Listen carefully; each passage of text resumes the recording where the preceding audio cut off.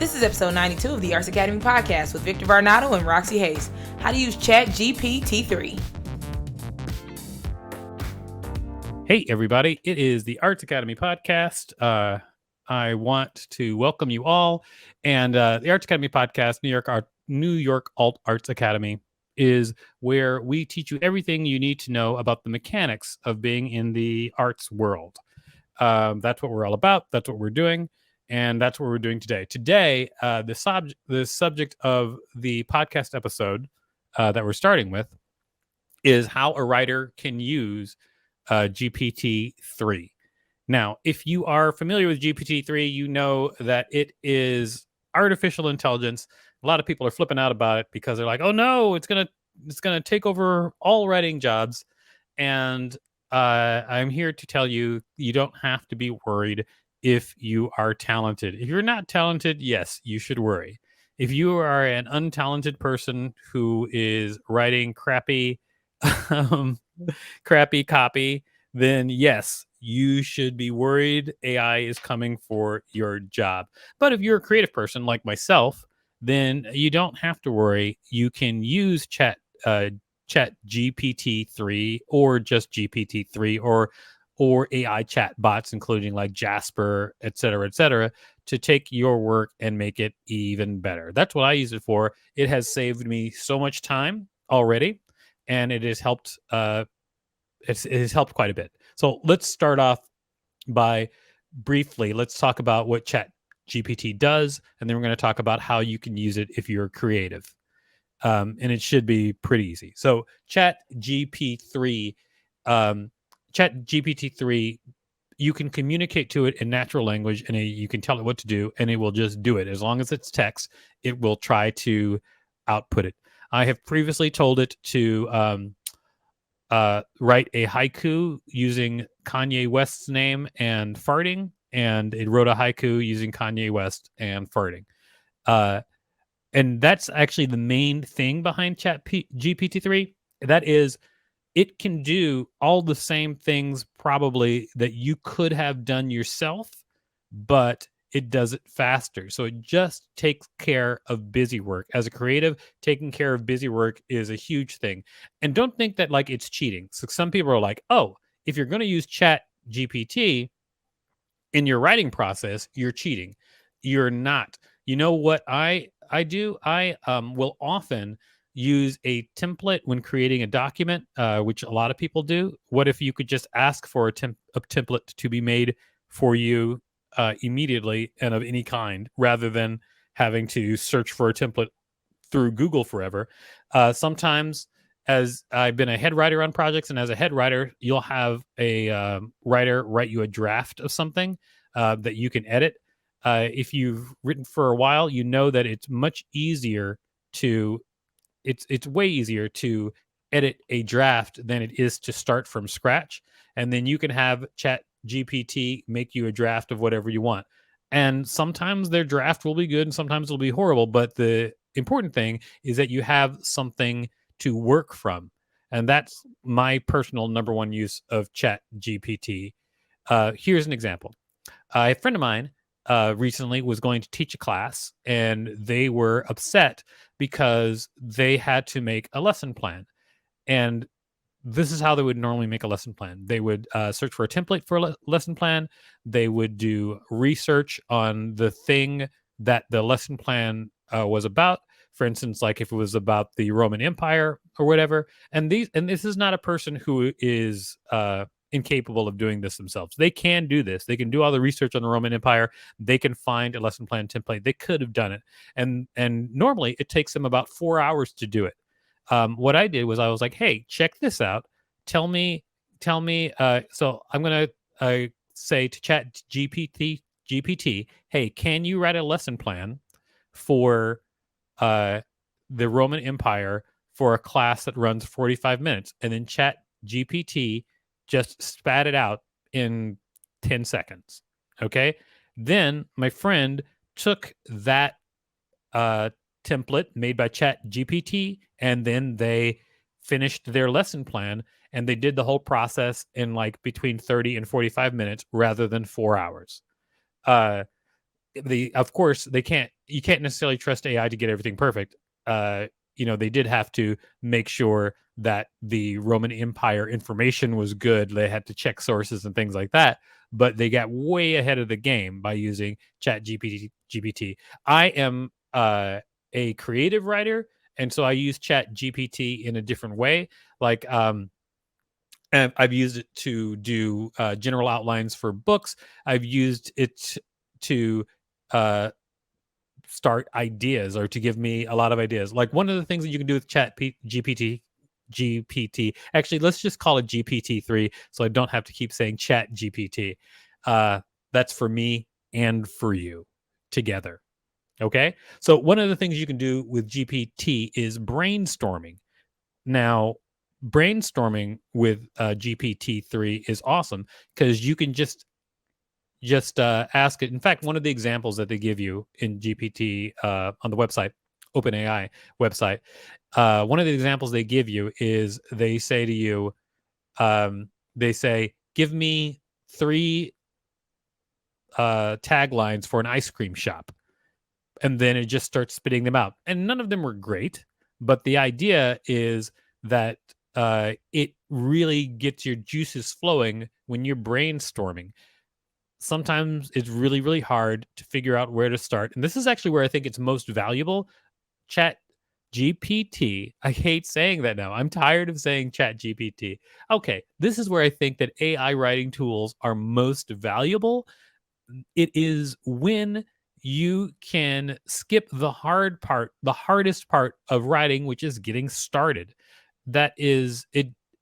I guess you don't have to skip it, but you're not skipping it, but you are becoming you're getting to the place where you can start the real work faster. That's one of the things I like about it. So if you are a writer, another way you can use AI writing tools is to rapidly prototype scenes in scripts or plays. You can feed AI character descriptions. You can feed AI character descriptions, tell it how you want the scene to go, what objects are in the scene, generally what happens. You can do all of that, and the AI will try to adhere to that as best as possible. Again, it's not always going to be perfect, but it's going to be a place to start. You can write an outline and tell it to turn that into a scene. You will be able to start a screenplay very quickly or prototype a screenplay very quickly. For me, writing is often rewriting. So when you have a screenplay that is a first draft, it rarely resembles the 5th draft very much. And what you can do is you can get to that first draft a lot faster. For me, in fact, I haven't had a chance to do this with an AI writing tool yet, but this is what I want to do coming up. So I have an idea for a movie, like a basic idea for a movie, and I have a basic idea for the scenes.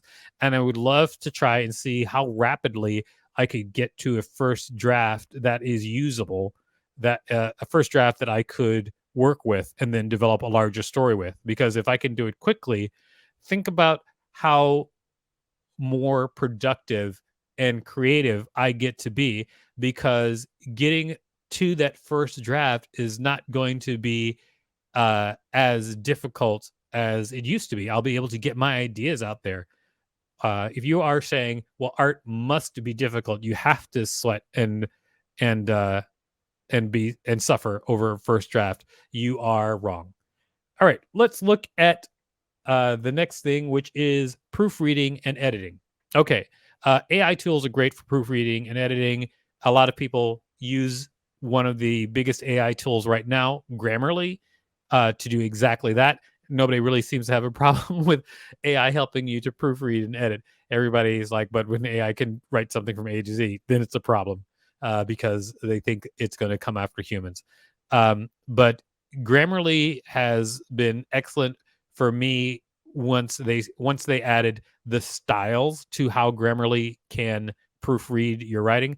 By the way, if you don't know what Grammarly is, let me just say very quickly, Grammarly is an app on a website. Grammarly is an app on a website that you can write on, like you can write in that website like Google Docs, or you can you come in, Roxy, or do you not? Or, I can see Roxy down there. Oh, yeah, you can. Okay, I didn't know if you had the ability to, but it looks like you did. Yeah, I didn't want to interrupt. Oh, well, no, this is you're supposed to be here. So would you stop laughing? What the hell? All right. You're funny. It is Deputy Headmistress Roxy Hayes. She is there. Oh my God, my name says the wrong thing. Can you change my name to Dean Victor Varnado rather than Victor Varnado KSN? That's my name on the other podcast. That shall not be named. I'm kidding. It's Wiki Listen, everybody. December 20th is Wiki Listen's birthday. We have a special bonus episode we're releasing, so get ready for that. I was actually just talking about Grammarly. Do you use Grammarly, Roxy? Yes, I do. Yeah. Okay. Everybody uses Grammarly, and it's AI, and nobody seems to have a problem with it. You didn't know it was AI? Yeah, I didn't even realize that was a AI though. Oh, absolutely. It was AI, but it's like a low-level AI. It doesn't have to do as much as some of the larger AI writing tools. But Grammarly is widely used, and so you're probably already using AI, because I would assume that look, there's an ambulance, and there's an ambulance here because when people see me on the street, the ladies drop dead. You know what I'm talking about? Woo! Woo! That's right. Come pick up them fainted women. Come pick them up. Come pick them up, ambulance. Hate it. It was the woo after that I hated more than the joke itself. Look, if this it stopped. Like did somebody die? Is that what it means when the ambulance stops abruptly? Did somebody die? I think so. Oh no. And you're over here wooing it up. Ah, yes. This podcast is going to be hilarious someday. Anyway, yeah, Grammarly is AI. A lot of people use it. If you're using it, cool. And keep using it. I like Grammarly. Grammarly was most useful to me when it started having styles. Like when you could have it correct your writing in a casual style or a professional style or a collegiate style. That's when it became really, really useful to me as a creative, because I write in a casual style often. And so it's not necessary for me to have my writing corrected in a style that you might see in a business email. I'm talking very specifically, Roxy, about how an artist writer can use the AI writing tools. Got you. Okay. Do you use them at all? I actually used the one that you sent me. Okay.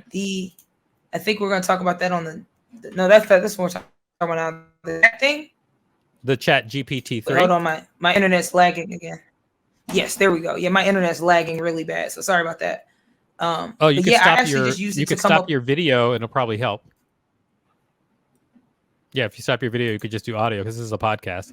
Oh, we're on my account. If you're watching the video, so you see a young picture of me when I was about 6 or 7. Oh, yeah, that's so much better. It looks like you're me. So, yeah, young me talking. Look at me. When I was a boy, but no. You're so good at voices. That's the best part. So yeah, I actually used the chat thingy that you sent me to come up with an album name. Like, it gave me a list of album names for a gaming album I'm working on. And it gave me some really cool ideas. So the one I'm going with is 8-Bit Bangers. They gave me 8-Bit Bangers. That's great. And see, and that's what I like about it, because it's actually what I was saying earlier was that one of the things that I really like about it is you can really skip the part where you have no ideas and you're staring at a blank page. You can skip that part now. You can just start with generating a couple of ideas, and then you can take, because like 8-Bit Bangers, you liked it, but then maybe you could have changed that. You could have used that as a as something you could change, as something you could Mhm. change or use that as a starting off point.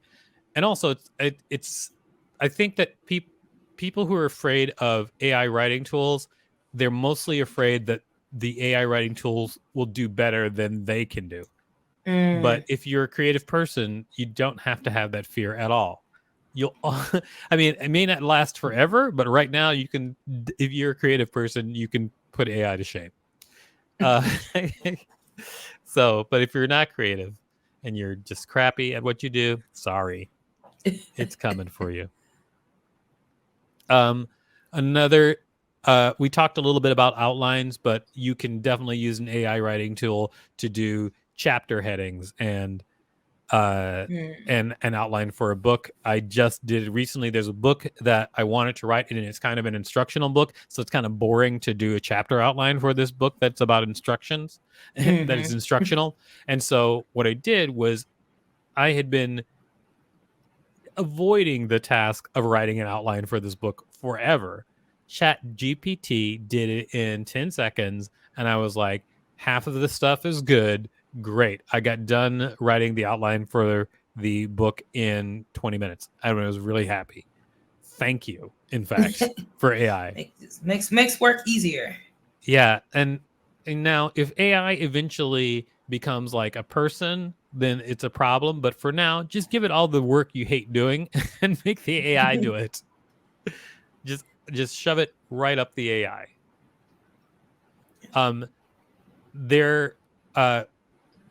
There is one thing that an AI can do that I've used it before is it can give you a lot of different versions of things, which is interesting. For instance, like if you're writing a story, okay, then you can have AI come up with 6 different endings for the story. Like you can feed the stories to the AI and be like, hey, come up with 6 different endings so I can see what I like.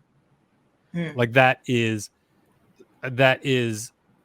for me, all of this is in the category of it gets you past staring at a blank page and it gets you into writing faster.